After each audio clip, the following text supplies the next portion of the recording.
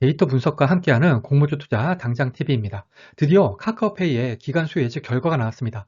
다음 주 월요일인 10월 25일부터 26일까지 청약이 예정되어 있죠. 과연 기간 수요 예측 결과는 어떻게 나왔는지 청약 전 최종 점검을 해보도록 하겠습니다. 이 영상을 보시고 청약 여부를 결정하시기 바랍니다.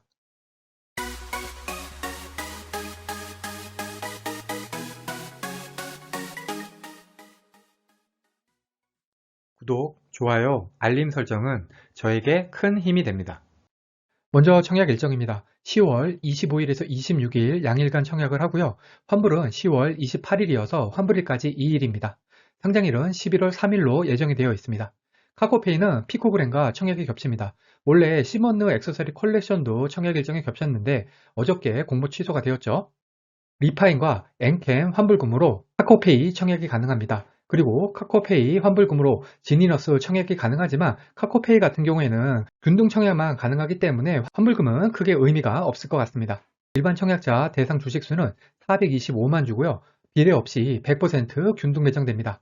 청약 증권사는 삼성증권, 대신증권, 한국투자증권, 신한금융투자 이렇게 4개의 증권사고요. 배정 수량은 삼성증권이 230만 주로 가장 많습니다. 청약 수수료는 삼성, 대신, 한국투자는 2,000원이고요. 신한금융투자는 청약 수수료가 없습니다. 청약을 하기 위해서는 삼성증권하고 대신증권은 청약 개시일 전날인 24일까지는 계좌를 개설하셔야 됩니다. 하지만 한국투자증권과 신한금융투자 같은 경우에는 청약일에 개설한 계좌로도 청약이 가능합니다.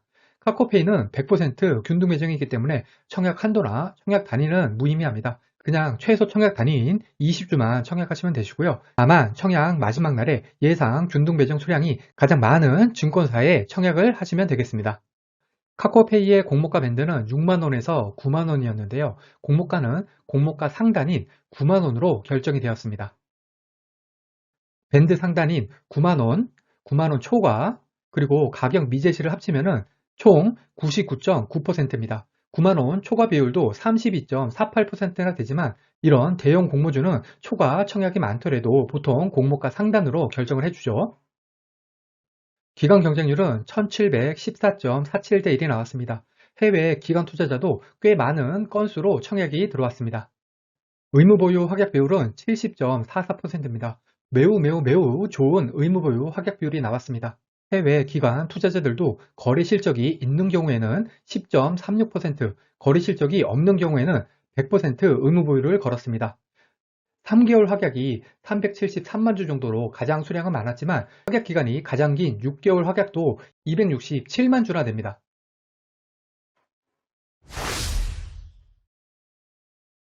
올해 상장한 공모규모 1조 이상 종목과의 비교 데이터입니다. 기존 주주 유통가능 물량은 종목 평균이 1조 9,277억, 카카오페이는 3조 3,409억으로 카카오페이가 전체 5위입니다.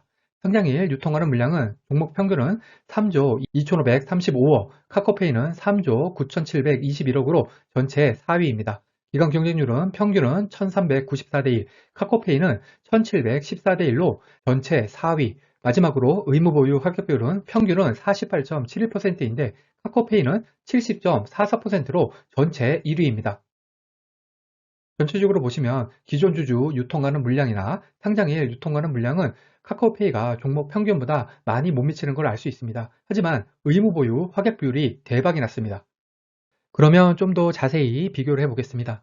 올해 상장한 공모규모 1조 이상의 종목은 현대중공업, SK바이오사이언스, SKIT, 카카오뱅크, 그리고 크래프톤이 있었습니다. 공모 규모는 크래프톤이 4조 3천억으로 가장 많았고요. 현대중공업이 1조 800억으로 가장 작았습니다. 상장일 시초가를 보시면은 SK바이오사이언스만이 따상에 성공을 했고요. SKIT는 시초가 따블에는 성공을 했지만 아쉽게 따상에는 실패를 했습니다. 가장 최근에 상장한 현대중공업은 시초가가 플러스 85%, 카카오뱅크는 플러스 38%로 형성이 되었고요. 크래프톤 같은 경우에는 마이너스 10%, 즉 시초가 하한가를 맞았습니다. 크래프톤 같은 경우에는 기존 주주 유통가능 물량, 총 유통가능 물량, 기간 경쟁률, 의무보유 확약 비율이 모두 대형 공모주들 중에서는 큰 격차로 최하위였죠. 상장일 시초가가 좋았던 이렇게 세 종목 같은 경우에는 기존 주주 유통가능 물량이나 총 유통가능 물량이 카카오페이보다는 더 좋은 것을 알 수 있습니다. 그래서 가장 비교할 만한 종목으로는 카카오뱅크를 꼽을 수가 있을 것 같습니다. 카카오뱅크와 카카오페이를 비교를 하면은 기존 주주 유통가능 물량은 카카오뱅크가 더 작지만 총 유통가능 물량은 카카오페이가 더 작은 것을 알 수 있습니다. 기관 경쟁률은 거의 비슷한 수준, 하지만 의무보유 확약 비율이 70.44%인 카카오페이가 카카오뱅크보다 압도적으로 높은 것을 알 수 있습니다. 따라서 카카오페이는 상장일에 카카오뱅크의 시초가인 플러스 38% 이상 정도는 형성하지 않을까 기대를 해봅니다. 결론입니다. 기대 이상의 기간 수혜측 결과입니다. 설령 청약 후에 카카오페이에 어떤 악재가 발생해서 예를 들어서 정부가 추가적인 규제를 할 수도 있겠죠. 그런 악재가 발생을 해서 상장의 주가에 악영향을 미칠 수도 있겠지만 이러한 대형 공모주가 더군다나 이렇게 좋은 기간 수혜측 결과를 내줬는데 청약을 하지 않는다면 안 되겠죠. 이 정도면은 손실 가능성이 작은 편에 속하는 공모주 투자라고 생각을 합니다. 카카오페이는 상장일에 유통하는 물량이 많아서 따상은 어려울 수도 있지만 의무보유 확약 비율이 매우 높기 때문에 상승에 대한 기대감도 유효합니다. 이제 우리에게 남은 일은 청약 증권사 계좌를 모두 확보해서 한 주라도 더 받을 수 있는 증권사에 청약을 하는 것입니다. 과거의 데이터가 미래를 보장하지는 않습니다. 오늘 영상은 참고만 하시길 바랍니다. 기간 수혜측 결과와 상장일 유통하는 물량이 아무리 좋다고 하더라도 공모주 투자는 손실을 볼 수가 있습니다. 이 영상은 공모주 관련 정보 제공을 위한 것으로 종목 추천 영상이 아닙니다. 후회 없는 투자를 위해서는 반드시 공부하신 후 스스로 투자 여부를 결정하셔야 합니다.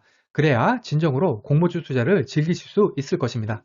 이상으로 카카오페이 청약 전 최종 점검 영상을 마치겠습니다. 오늘 영상이 도움이 되셨다면 구독, 좋아요, 그리고 알림 설정까지 부탁드립니다. 감사합니다.